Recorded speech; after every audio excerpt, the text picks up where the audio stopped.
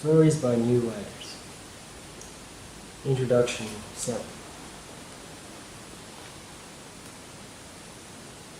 Strange and sometimes sadness.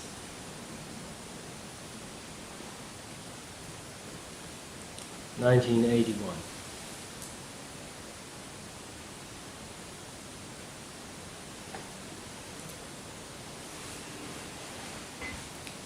It was the year after we came to England that I gave birth to Yasuko. Perhaps it was the homesickness.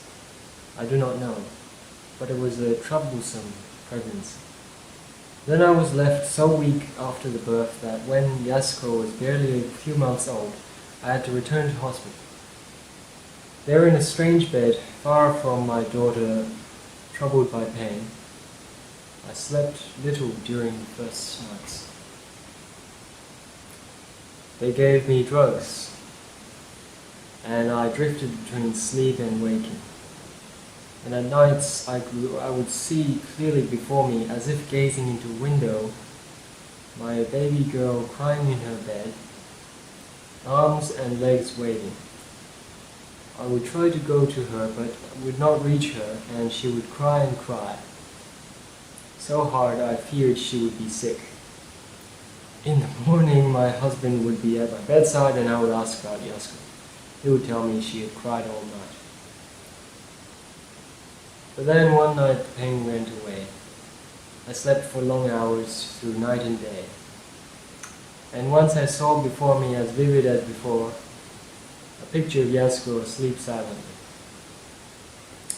Her small mouth was slightly open, a tiny fist pressed against her ear. And in the morning my husband told me my little girl had for the first time slept peacefully. I'm not by nature superstitious, but I believe we were united then, Yasuko and I, by forces little known to the scientists. After all, what is so extraordinary in that?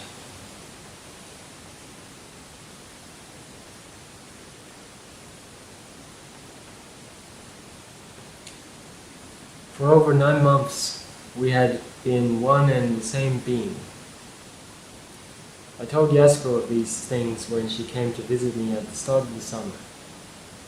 She seemed uninterested, perhaps a little embarrassed. Yasuko is now engaged to be married. She has for 2 years been living with her boyfriend, and although I know such things are accepted these days, I am nevertheless relieved she will finally marry. She stayed with me 3 days, and I was pleased to see how relaxed she was with me. While I was telling her of those days before after her birth, and of those mysterious forces that had linked us then, I was reminded of that other time, when once before in my life I had encountered something strange, perhaps supernatural. That was long ago, back in Nagasaki, and oddly enough involved another Yasuko. I began telling my daughter about that first Yasuko, but was quickly interrupted. "You've told me before," she said impatiently. "You named me after her, the one who was killed by the bomb."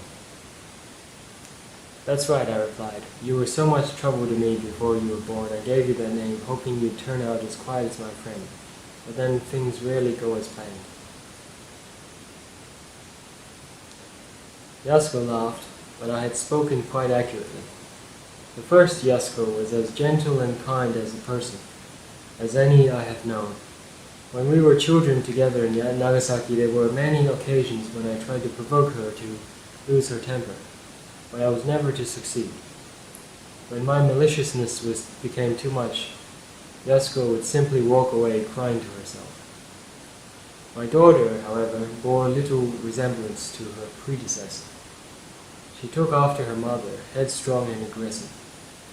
I saw she had little interest in hearing about the first Yasuko, so I let the matter drop. We spoke mainly of little things, and 3 days went by quickly. At times, however, I was disturbed by her assumption that I was bored and had little to do. She suggested several times that I enroll in an evening class to do some painting. I thanked her for the suggestion and told her I would bear it in mind. We parted on good terms, and I was glad to send my regards to her fiancé. I have another daughter older than Yasuko. She was married 4 years ago, not long before my husband's death. I'm hoping soon to be a grandmother. Neither of my daughters knows much of Japan, and neither speaks more than a few words of Japanese. For them, Nagasaki is a place marked on the atlas, their mother's hometown, a place where a bomb once dropped. And why should it be otherwise? England is their home now. When they grow to my age, they will chat and laugh like the grey-haired lady next door, with whom I sometimes converse over the garden hedge. They both of them come and visit me from time to time. It is almost 3 months now since Yasuko's visit. Yet my mentioning to her the first Yasuko has awakened many memories, and I have since frequently caught myself pondering over the past. These last few weeks in particular, I have turned my memories over and over. Yasuko and I, we grew up together in the Nakagawa district of Nagasaki. As I have said already, she was a quiet girl who preferred to spend her time indoors. Unavoidably then, those years of the war were harsh times for her. She could not settle into factory life, and the harder girls would tease her. Then her brother died during the early days of the war, a tragedy all the more cruel because she had lost her mother through cancer only 3 years earlier. And her agony had to continue, for her fiancé had been stationed in the Pacific, and she would wait each day for letters that would not come. During the war years, she lived with her father in a house not far from mine, beside a winding mountain path that led towards the dormant volcanoes overlooking the city. I recall many a time finding her withdrawn and quiet when no news had arrived for weeks. Perhaps she would complain then of the way letters got lost or delayed, and I would sympathize, preferring not to mention other possibilities. Her father was a man I had been fond of ever since childhood. There was always a gentleness around his eyes, and he had the same kindly manner as his daughter. In particular, Kinoshita-san had something calm and reassuring about his presence, and I was always glad to be in his company. Of course, these things are years in the past now, and there must be much I have forgotten, and yet a handful of scenes come back to me quite vividly.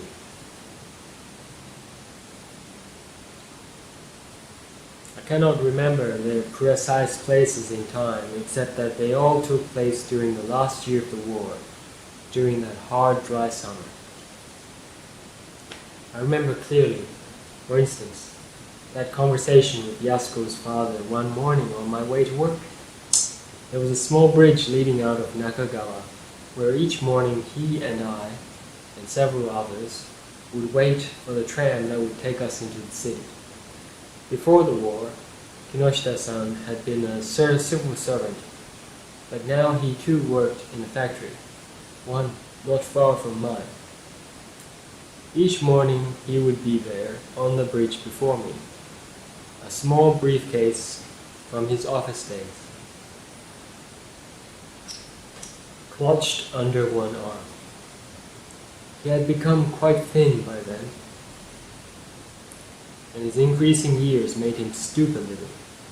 That particular morning he greeted me with his usual bow and smile, then told me Yasuko had at last received a letter from Nakamura-san. He says he's well, although it's very hot out there and the insects have bitten him all over. He also tells us the war is lost. Oh. And what do you say, Kinoshita-san? Is the war lost? He shook his head a little. All we can hope for now is that the men will come home safely, and fighting won't go on so long that we have nothing left. Yasuko-san will be relieved the letter came at last. Ah yes, but it was 7 weeks old. She'll go on worrying. You've been spared such worries, Michiko-san. Or is there perhaps someone you secretly wait for? No, I said, laughing. There's no one. But I worry about Nakamura-san. Ah yes, of course. You were always very fond of Nakamura-san. Yes, I'm fond of him. But mainly I worry for Yasuko's sake. He bowed slightly. It's good of you to worry for her sake. He took a deep breath of the morning air. The sky on those summer mornings was always a pale blue, not yet fully day, and there were always crows perched along the tram lines. They would all vanish with the first tremors from an approaching tram. I too worry on Yasuko's behalf, he continued. Then he turned to me with a curious look. We, both of us, must worry selflessly. Isn't that so, Michiko-san? Perhaps I colored slightly then. I'm not sure what you mean, Kinoshita-san. He continued to regard me with his curious expression, then looked up and raised a hand. Ah, here's our tram.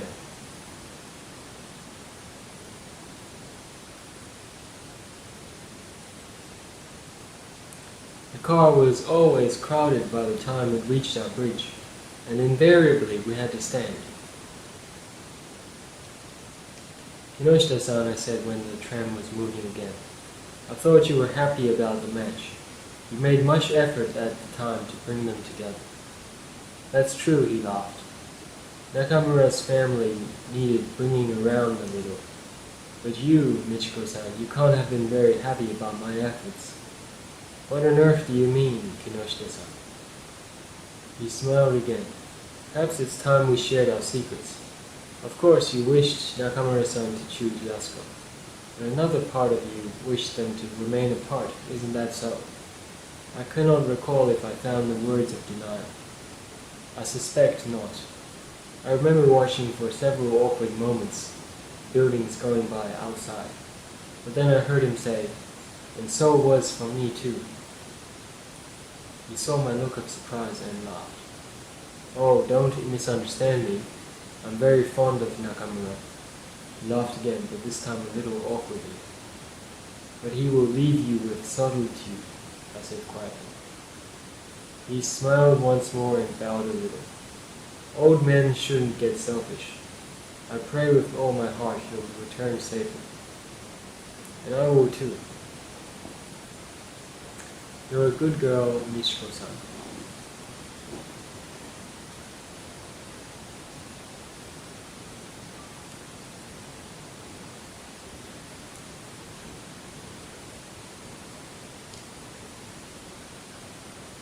You're a good girl, Michiko-san.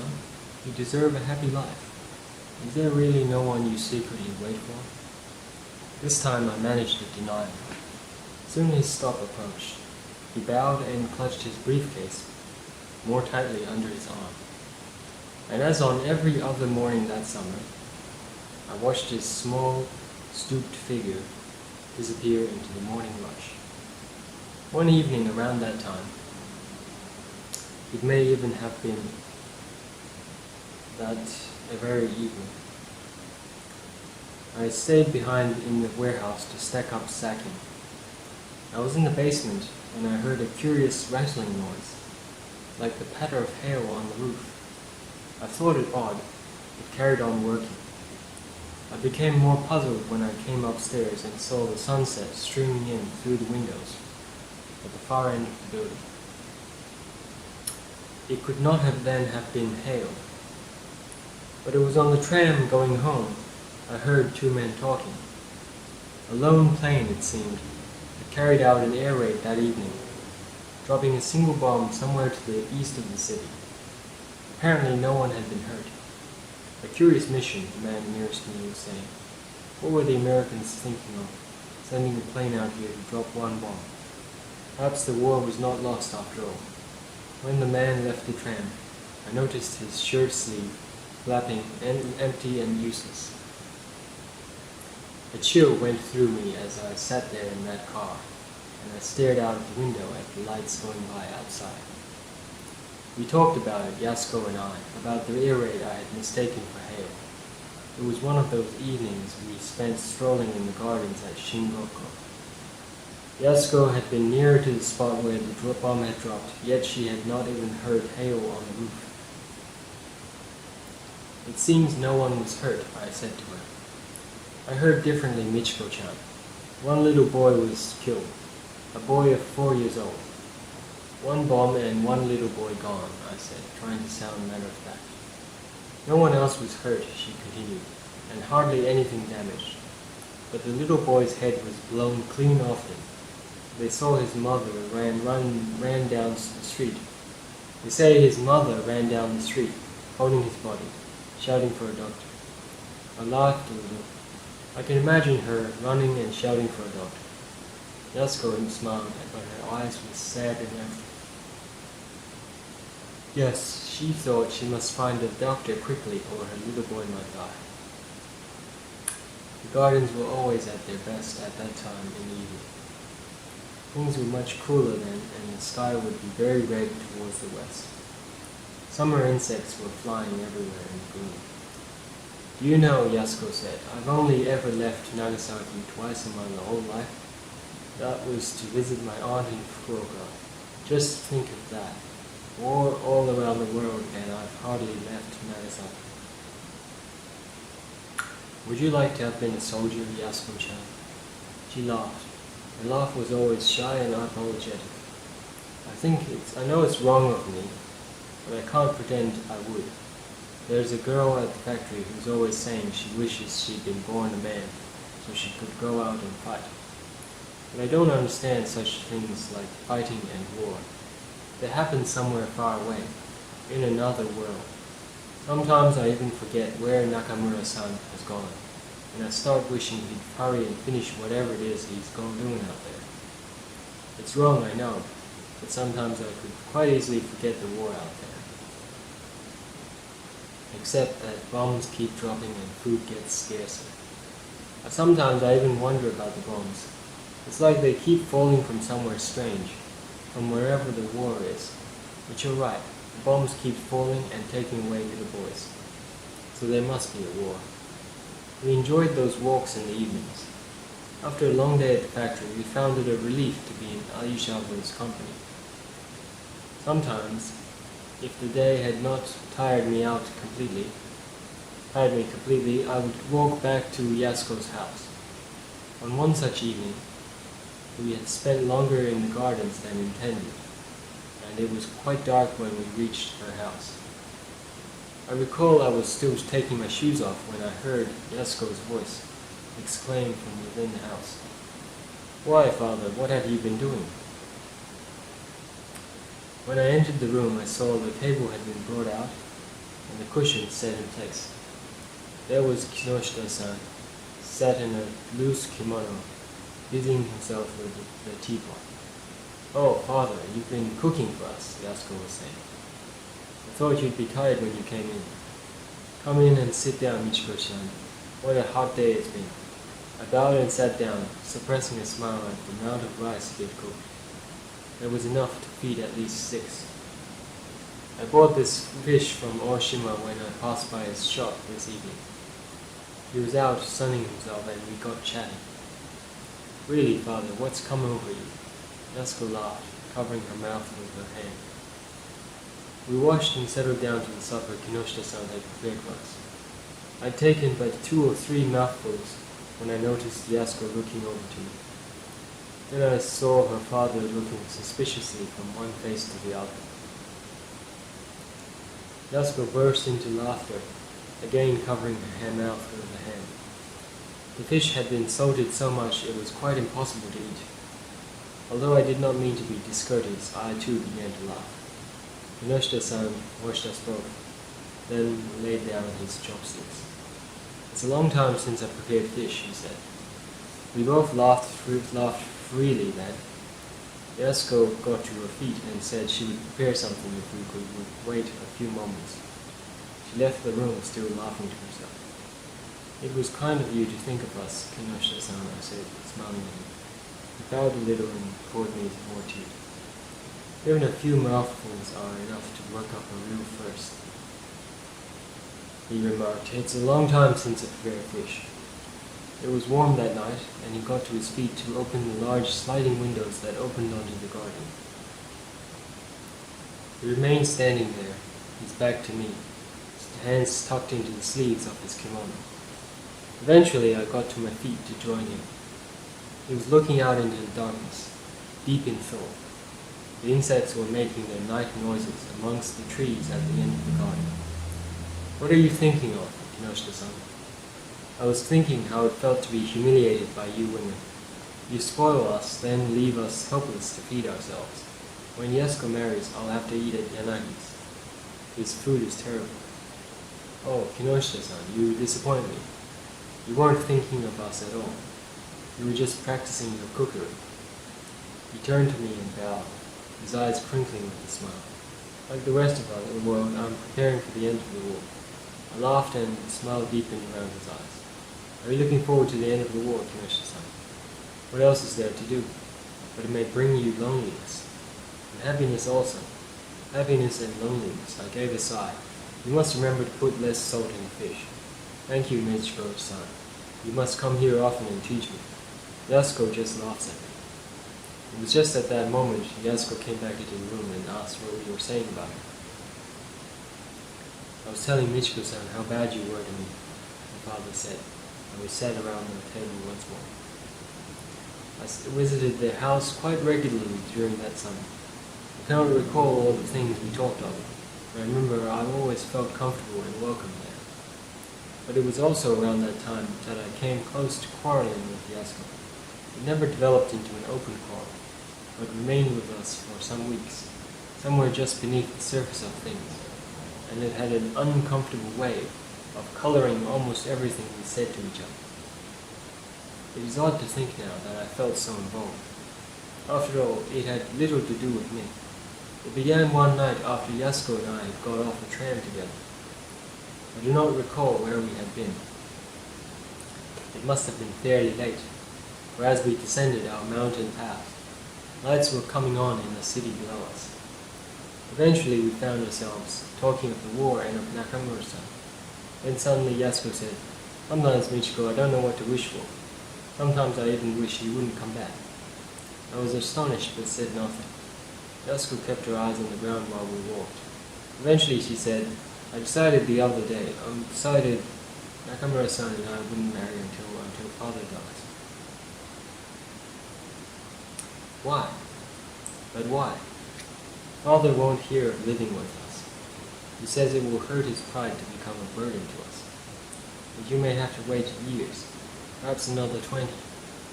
Father's healthy, thank God, but Nakamura-san will have to wait. And what if he doesn't choose to wait? Then it must be so. I can't leave my father." She coughed clumsily. "You'll have to choose someone else." "And how can you sacrifice yourself so stupidly? Your father will manage on his own.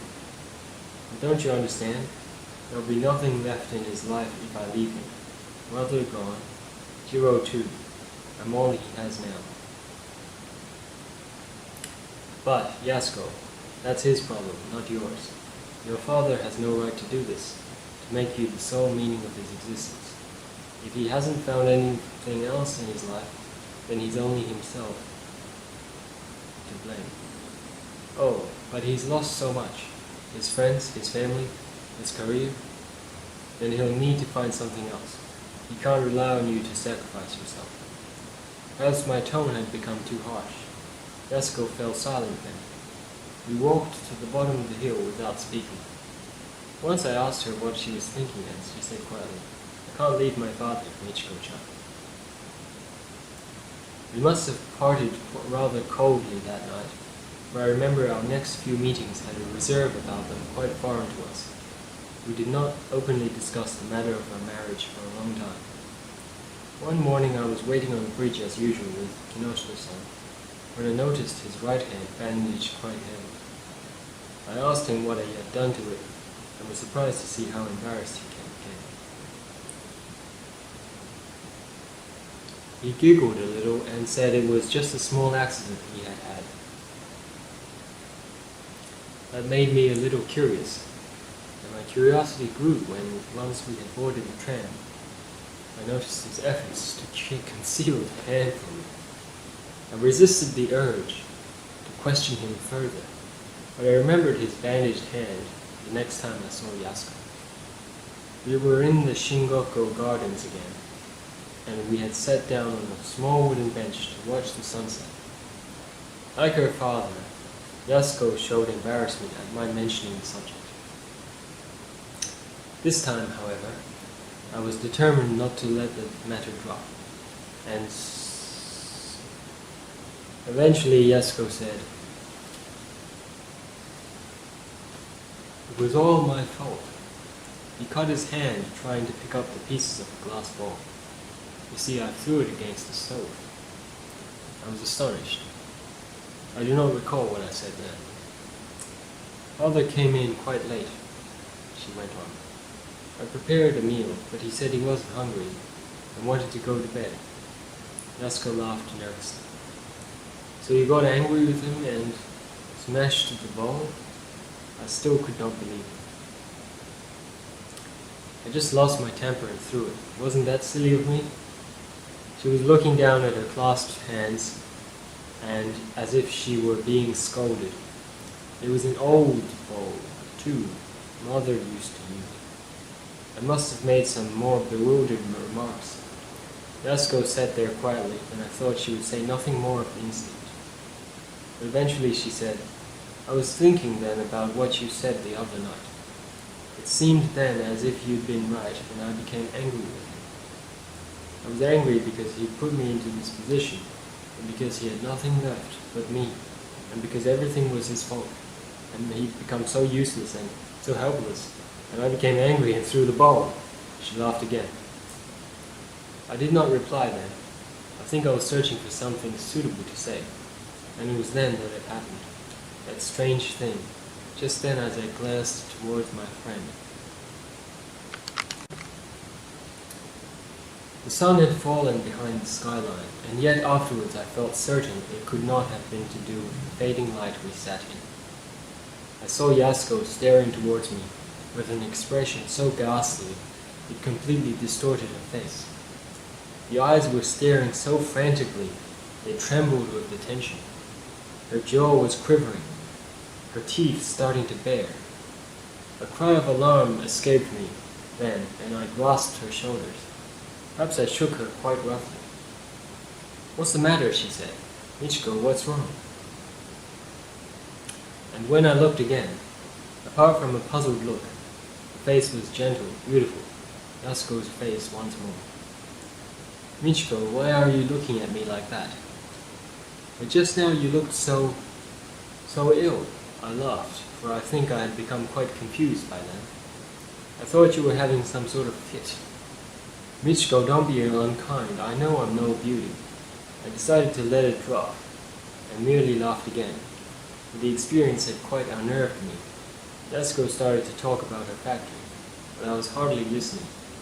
Then I heard her say, "Once the war's over, you won't have to work in factories all day long. I'm looking forward to that. What will you do after the war, Michiko? Will you teach again?" "I hope so." "And will you paint? You must never give that up." "Yes," I said, smiling. "I look forward to painting again. And what about you, Yasuko? What will you do?" "I'd like to have a family. I love children." "And is that all?" "That's a lot, Michiko. And that's all I ask for. To have children and that bombs won't come and take them away." We sat there silently while the evening grew darker. "So you've changed your mind about not marrying," I said. "I don't know. Oh, I don't know." She smiled tiredly. Then she looked down at her hands again and spoke in a rather forced voice. "I know you and Nakamura-san were very close. It's good of you not to be jealous." We sat a few moments longer in silence. Finally I said, "I wish all the best for you, Yasuko, but I don't envy you. I don't want to marry yet. To be able to paint again, to be a teacher again, these things are important to me now. And will you never have a family? Perhaps, one day. But there are other things that are important to me. I wish the war would end soon, Yasuko said. I think we talked on for several more minutes. Perhaps we discussed things of importance. I do not remember. Eventually we got to our feet, ready to go home. I thought then of the way I had seen Yasuko's face, and a shudder went through me. I looked at her again, but I could find no trace of that ghastly expression I had seen earlier. "What's wrong, Michiko?" she asked, noticing my look. "You don't seem very well." "I must be tired," I said. "I've hardly slept these last few days." She expressed concern about my health, but I just laughed, thinking it rather ironic. I did not go back to her house that evening, and we parted there in the gardens. I was never to see Yasuko again. The next day the bomb fell. The sky was strange. The clouds were huge, and there was fire everywhere. Yasuko died, and so did her father. Others died. The man who sold fish on the corner, the woman who used to cut my hair, the boy who delivered the newspapers. I told no one of my experience the night before in the Shingoku Gardens. It was not until several months later I learned Nakamura-san had been killed in combat, perhaps 2 weeks before the bomb fell on Nagasaki. The bomb gave me no serious injury, and I bear no scars from it today. My daughters were born healthy, not handicapped. I have no bitterness for those who dropped it, for it was war, and war is a strange affair. So much is impossible to ever understand. About a year ago, Yasuko, that is, my daughter, came to visit me with a petition signed against nuclear weapons. She mentioned various facts and figures, but never mentioned Nagasaki. I suspect she had forgotten I was there. I gave her my signature and she took it away with her somewhere. I never discovered what became of it. Perhaps it went out and entered the world out there, where such decisions are made. Perhaps it made some difference, who knows.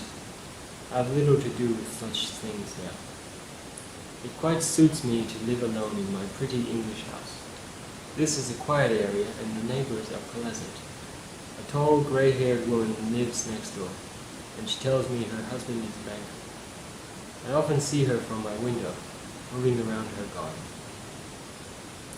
Just lately, the apples have been falling from her trees, and each day I see her examining the fallen apples and taking some away in a basket. Once we were talking across the hedge, and she went into her house and returned with a large Chinese vase. There were inscriptions on it she wanted me to read. Although I told her several times I did not read Chinese, she did not seem to understand and continued to point out the characters to me. Until my daughter's visit at the start of the summer, I had not thought about Yasuko, the first Yasuko, for many years. But since then she has crossed my mind often. My memory of her is not clouded with nostalgia, nor does it bring me pain. Rather, it brings me an oddly disturbing kind of sorrow, a strange and sometimes sadness I find so hard to place. I often recollect her face, the way I saw it that night, and I think perhaps it was a premonition, not just of the atomic bomb, but that Yasuko had seen something at that moment, something in my own face. I often wonder what she would be doing now had she lived. I find myself thinking also of her father, and I feel ashamed at the way I judged him then. How could he be blamed for the situation he found himself in? Such things are beyond our control, and it is futile to apportion blame. I spend a lot of my time reading here at my table. It is good for my English, and should I return to Japan one day, I will perhaps teach English. But then I have no immediate plans to go back. I have grown quite fond of this country, despite its cold and drizzle. And besides, my daughters are here. But I have even thought at times of taking up painting again. Indeed, I have gone so far as to buy some brushes and paints. It is many years since I have felt the urge to paint, but I am sure it will come back to me.